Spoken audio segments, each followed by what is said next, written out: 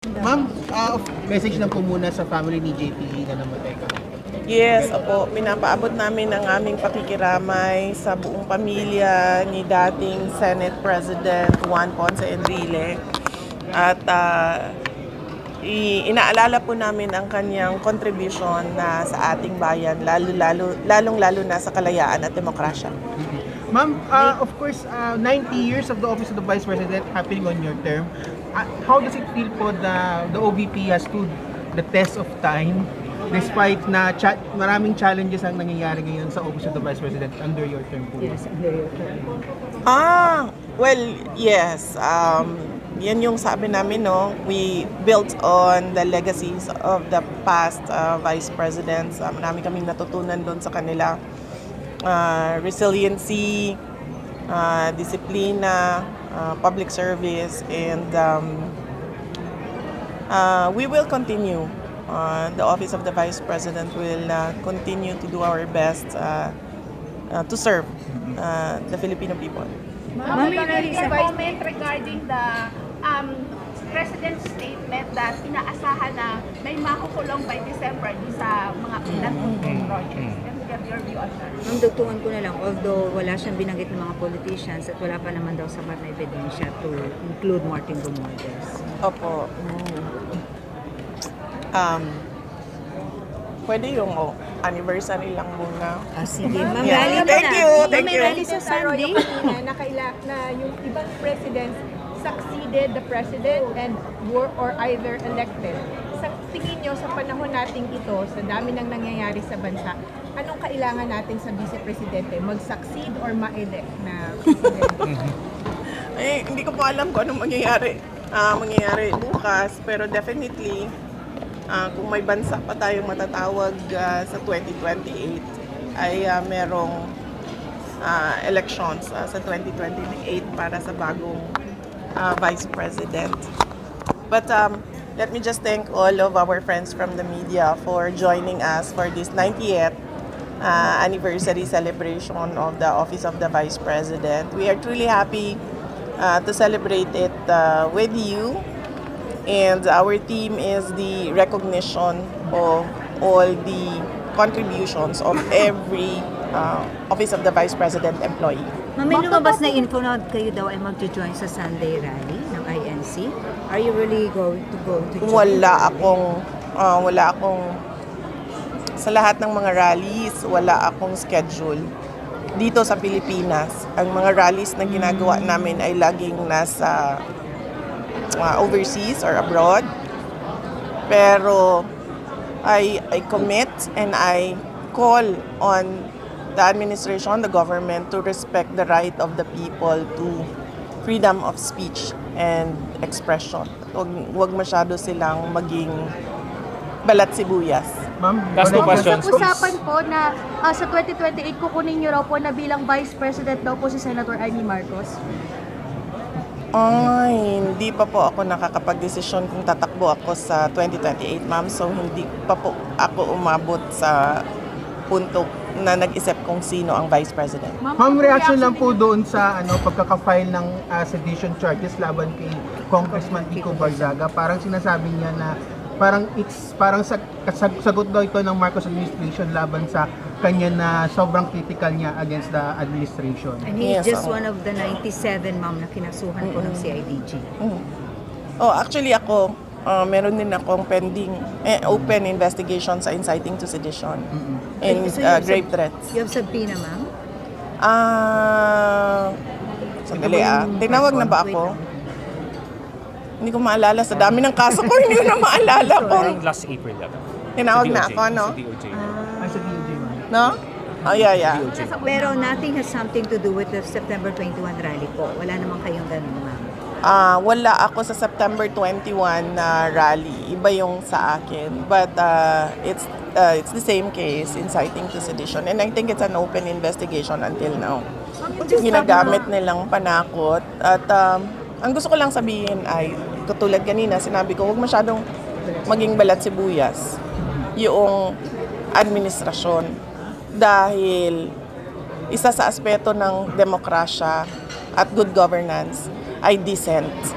At hindi mo pwedeng pigilan yun. Dahil karapatan yan ng mga tao na magsalita kung ano yung iniisip nila, kung ano yung nararamdaman nila. Kung hindi man pabor sa administrasyon o gobyerno na yung sinasabi ng mga tao, ay dapat respetuhin nila yon. Last question. Ma'am, yung sa destabilization, naniniwala ba kayo nagiging paranoid ng government? Oo naman, ma'am. Matagal na yan sila paranoid. Kailan ba sila nagsimula maging paranoid? Ang balita ko, nagsimula sila maging paranoid noong nagbabiyahe sila abroad. Na natatakot sila na wala na silang babalikan dito sa bayan natin. At nakikita nyo naman yung paranoia nila sa mga actions nila tulad nung panggigipit sa mga kababayan natin na nagsasalita kontra sa kanila, panggigipit sa mga taong gustong mag-witness sa mga kaso laban sa mga government officials natin ngayon na aliado ng administrasyon. At in fact, yung pinakamaganda na example dyan, yung the most vocal critic before everything, all this flood control scandal happened, the most vocal critic at the time was President Rodrigo Duterte. And they silenced him by kidnapping him and sending him abroad. And speaking of PRRD, ma'am, how is he po? Baka pwede Okay na lang. kayo magbalita sa latest Last week po. kami nagkausap after Bagyong Tino, before Bagyong Uwan, at okay lang naman siya. Sinasabi lang niya na pinapaabot niya sa lahat ng mga Pilipino na nasa isip niya kayong lahat sa panahon ng inyong kagipitan at kalungkutan, at pinapaabot niya yung kanyang condolences sa mga pamilyang namatayan at mga pamilyang hanggang ngayon hinahanap pa rin yung kanilang mga mahal sa buhay. Ma'am, do you have plans na Ang bisitahin siya galing ng before? Tagalog ko, JC. Ito yung aking ano. Ma'am, do you have Mentor. plans na mabisita si PRRD before 2025 ends? Wala pa pong schedule kung kailan yung susunod na pagbisita ko kay dating Pangulong Rodrigo Duterte. Ma'am, ano na nga po sabi niyo, you will announce your plan for 2028 sa first quarter ng 26, ma'am? Or Last quarter. Last Ng quarter. 26 ba? 2026. Oo. Pwede mapaaga yung announcement po. Huwag mapaagen na. Oh. Ano yung magiging considerations, ma'am, para mapaaga? Bakit kailangan mapaaga, Red? Pag maganda yung sagot mo, sige, aagahan ko yung sagot ko. Walang sagot si Red. Walang rason kung bakit kailangan natin agahan yan. Ma'am, last na lang po kasi may survey po yata ang Okta na nagsabi na medyo nag-dip ang inyong approval rating. Less than majority, 47%. Medyo nag-dip. Pero yung kay Marcos po yata bumaba, especially sa Mindanao. What's your reaction po dun sa mga survey ratings po ng Okta and other research firms po, ma'am? Opo, assume natin no na assuming na yung paggagawa ng research nila ay tama, yung Office of the Vice President, hindi naman kami nagtatrabaho para sa trust or approval ratings. Kung ano yung commitment namin sa mga kababayan natin na mga projects, ay itutuloy pa rin namin yon. And in fact, mas paigihan pa namin yung aming pagtatrabaho, lalong-lalo na medyo gipit kami sa aming pondo, kaya lalo naming doblehin yung effort namin para mas marami pa rin mga kababayan ang makabenepisyo sa serbisyo ng Office of the Vice President. Ma'am, your thoughts sa ginagawa po ng gobyerno sa flood control project? Kasama na dyan yung Senate Bill Review. Sabi ni Senator Amy Gutesa may tricant his statement. Oo, nakikita nyo naman na unsa gani na sa Bisaya gani. Ginaango-ango. Sana, right? Ango-ango. Nagbaliw-baliw. Laro-laro. Naman, parang ginahimo ta nilang ango-ango ba sa ilahang ginabuhat. Kayo na mag-translate. Ang Ma'am, lalim. yung pagbaba ng peso Tama, sa ginay. economy, anong masasabi niyo dito? Saan niyo may ako contribute dito? Loss of confidence sa ating bansa. At yung walang investments na pumapasok sa ating bansa. Sabi ni Presidente, pwede raw makarecover ng government by fourth quarter of the year. Ano possible? Nananaginip ng gising. Kung sino man nagsasabi na makaka-recover ang ekonomiya by fourth quarter of this year, nananaginip yan ng gising. Wala yan sa tamang pag-iisip talaga.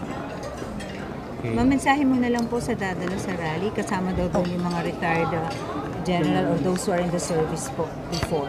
Yes, oo. Sa lahat ng mga kababayan natin na gustong ipahayag yung kanilang nararamdaman, yung kanilang iniisip, yung kanilang opinion, yung kanilang advice para sa administrasyon, para sa gobyerno, ay suportado kami sa Office of the Vice President. Suportado namin kayo sa paggamit ng inyong